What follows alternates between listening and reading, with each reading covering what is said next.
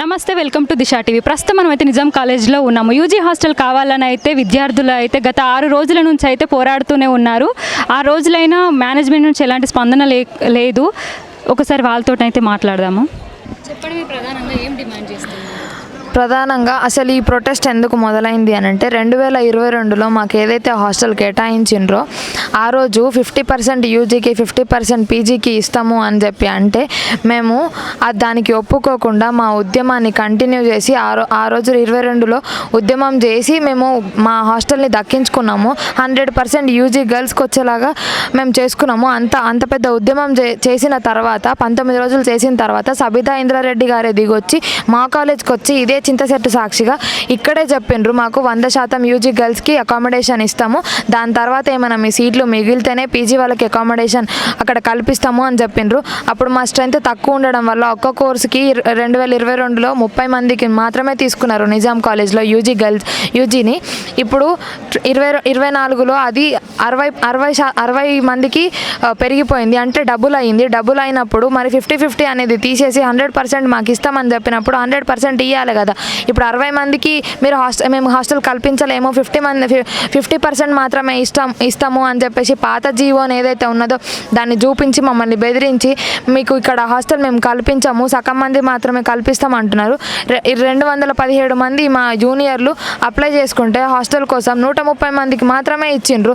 మరి మిగతా వాళ్ళు ఎక్కడ పోవాలి? 87 మంది ఎక్కడ పోవాలి? వాళ్ళు ఎక్కడ ఉండాలని చెప్పేసి మేము ప్రభుత్వాన్ని కానీ గవర్నమెంట్ని కానీ అడ్మినిస్ట్రేషన్ని కానీ ప్రశ్నిస్తున్నాము.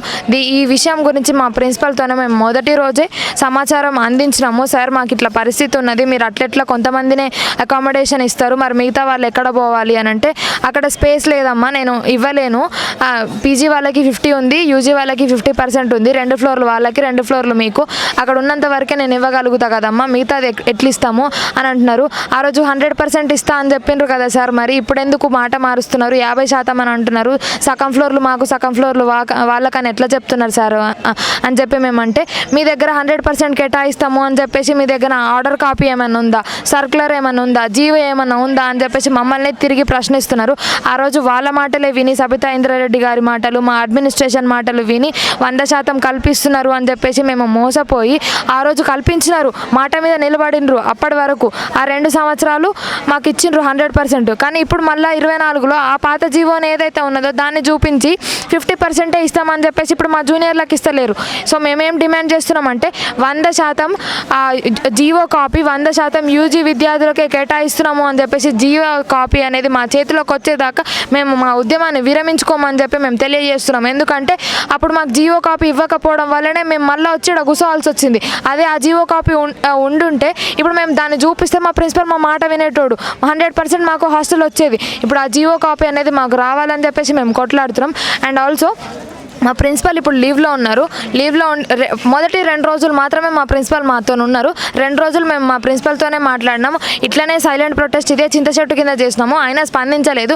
3వ రోజు లీవ్ పెట్టుకొని వెళ్ళిపోవడం వల్ల మేము రోడ్డు ఎక్కాల్సి వచ్చింది.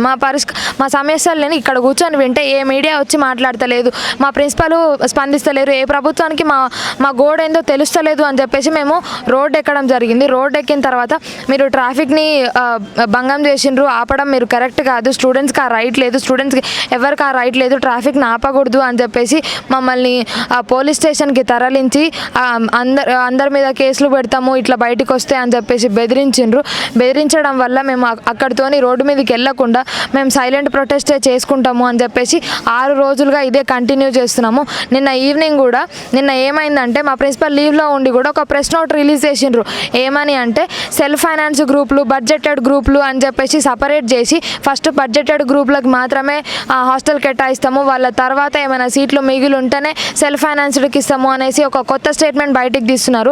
సో మేము దాని గురించి కాదు మేము మాట్లాడేది, టోటల్ ఎంతమంది యూజీ విద్యార్థులు గర్ల్స్ ఉన్నారో వాళ్ళందరికీ 100% కావాలి, సెల్ఫ్ ఫైనాన్స్డ్ అది ఇది అని చెప్పేసి మాకు మాటలు చెప్పొద్దని మేము క్లియర్గా చెప్తున్నాము. ఇప్పుడు సెల్ఫ్ ఫైనాన్స్ గ్రూపులు అని అంటున్నారు. సెల్ఫ్ ఫైనాన్స్డ్కి ఒక్కొక్క గ్రూప్కి 40,000 ఫీజు, 30,000 ఫీజు, 12,500 మాత్రమే బడ్జెటెడ్ కోర్సులకు ఉంటుంది. వాటికి తక్కువ ఉంది, వీటికే ఎక్కువ ఉంది. అసలు మరి కాలేజ్ యాజమాన్యం అనేది నడుస్తున్నది దేనివల్ల అంటే సెల్ఫ్ ఫైనాన్షియల్ గ్రూప్ల వల్ల. ఇప్పుడు వాళ్ళు ఇక్కడ 40,000 సంవత్సరానికి 40,000 ఇక్కడ కట్టి మళ్ళీ హాస్టళ్ళల్లో బయట హాస్టళ్ళల్లో ఉండి ఆడ లక్ష రూపాయలు అట్లా కట్టుకొని ఉండాలంటే మరి మేము బీటెక్లు చేసుకుంటాం కదా, పెద్ద పెద్ద ప్రైవేట్ కాలేజ్లలో పోయి ఉంటాం కదా. మేము గవర్నమెంట్ కాలేజ్ కోసం వచ్చింది ఎందుకు, మేము ఫైనాన్షియల్గా వీక్ ఉన్నామని చెప్పే కదా మేము ఇక్కడికి వచ్చింది. ఇప్పుడు ఇలాంటి ప్రభుత్వం అడ్మినిస్ట్రేషన్ నుంచి ఇలాంటి వైఖరిని మేము తీవ్రంగా ఖండిస్తున్నాము. సో ఆ ప్రెస్ నోట్ ఏదైతే రిలీజ్ చేసిండ్రో అది వెంటనే తీసేసుకొని అలాంటి స్టేట్మెంట్స్ ఇవ్వకుండా, అలాంటి స్టేట్మెంట్ ఇచ్చిండ్రు అని చెప్పి మా ప్రిన్సిపల్ గారు వచ్చి మాకు సమాధానం ఇవ్వాలని చెప్పేసి రాత్రి మేము 8:30 దాకా ఇక్కడే ఫ్లాష్ లైట్లు పెట్టుకొని మా ఉద్యమాన్ని మేము కంటిన్యూ చేసినాము. 8